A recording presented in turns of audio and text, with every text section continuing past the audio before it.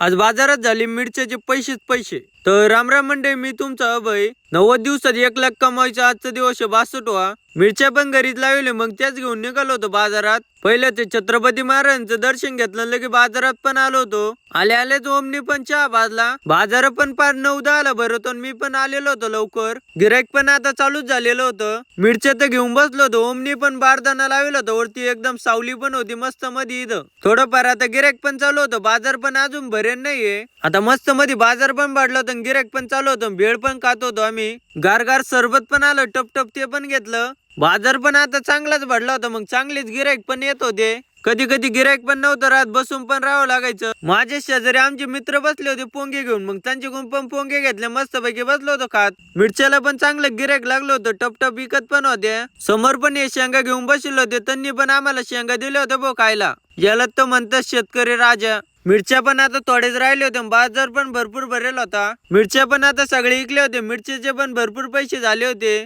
आपले भाऊ पण भेटले होते भाऊ, ते पण बसले होते इथं अद्रक घेऊन। त्यांना भेटून सार्थक आणि मी बसलो होतो इथं मोबाईल मध्ये माझे रील्स पाहत। तेवढे आपले परत एक भाऊ भेटले, त्यांना भेटून हा भाऊ पण आला होता भाऊ, याच्या सोबत एक मस्त पैकी फोटो काढला। बाजारात पण मला बरेचसे भाऊ भेटले बरं का, त्यांना भेटून पण एकच नंबर वाटलं।